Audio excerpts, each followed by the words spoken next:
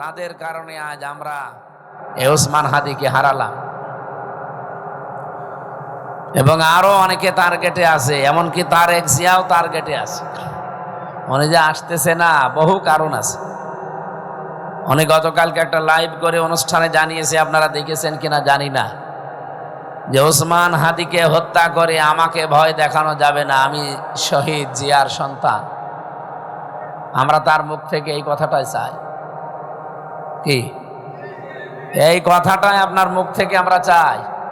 আপনার বাবা ছিল সারা জীবন ভারতের আগ্রাসনের বিরুদ্ধে, আপনার মা সারা জীবন সংগ্রাম করেছে ভারতের আগ্রাসনের বিরুদ্ধে, আর আপনার দলের ভেতরে কিছু 5-8টা গোলাম আছে। এদের কারণে যখন এখন ভারত প্রীতি দেখিয়ে এই দেশটাকে আবার অশান্ত করার চেষ্টা করেন, আপনিও দায়ী থাকবেন।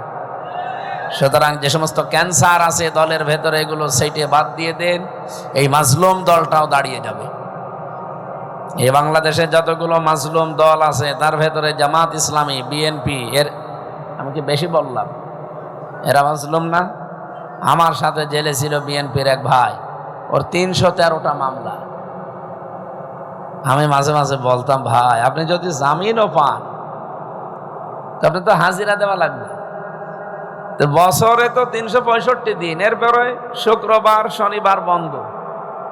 হিসাব করে দেখেন, মাত্র 200-250 দিন হয়তো কোর্ট চলবে।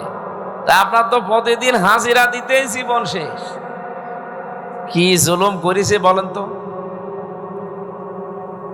সুতরাং এই মাজলুম দলটা কিছু মানুষের কারণে, কিছু দালালের কারণে আজ ক্ষতিগ্রস্ত হয়ে যাচ্ছে। শহীদ জিয়ার সেই আদর্শের ওপরে এখন আর অনেকেই নেই। আমরা আশা করব আপনারা আবার তার আদর্শের ওপরে ফিরে যাবেন। তিনি যেমন খাল কেটেছিলেন, আপনারাও খাল কাটবেন, নাকি খাল খেয়ে ফেলবেন? আমরা চাই না খাল খেয়ে ফেলতে, চাই তার মতো মানব দরদি যারা ওই দলে আছে তারা যেন হয়। তাহলে দেশটা দাঁড়িয়ে যাওয়া কোনো ব্যাপার না। উস্কানি দিয়ে আমাদের ভেতরে যত গন্ডগোল তৈরি হবে, তৃতীয় পক্ষ হিসাবে যারা পালিয়ে গেছে, যারা পথিত, এরা কিন্তু একটা সুযোগ নেবে। আর এই চেষ্টাই আছে এই নির্বাচনের আগে। একটা নির্বাচিত প্রতিনিধি, একটা সরকার যতক্ষণ না আসবে, আন্তর্জাতিক মহল ওইভাবে আমাদের দেখবে না। এখানে অনেক কিছু হিসাব নিকাশ আছে। আজকে জামাত ইসলামী বাংলাদেশ একটা হিন্দুকে নমিনেশন দিয়েছে, এমনি দিয়েছে, আপনি টের পান? কৃষ্ণ নন্দীকে খুলনা থেকে নমিনেশন দেওয়ার কারণে অনেকেই বলছে, কি ইসলাম পালন করে যে হিন্দুকেও দিয়ে দেয়? আপনি বোঝেন কিছু?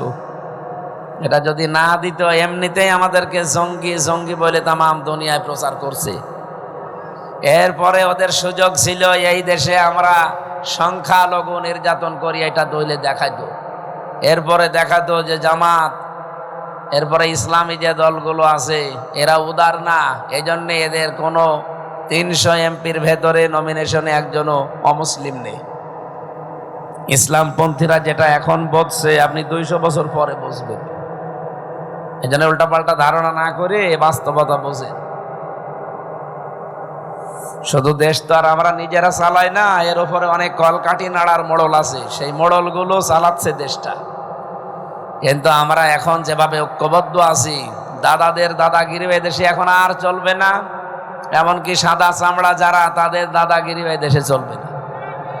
এই দেশ যদি সামনে আমরা এক থাকি, এই দেশ চালাবো আমরা সবাই মিলে। কথা বলেন না কেন? আল্লাহ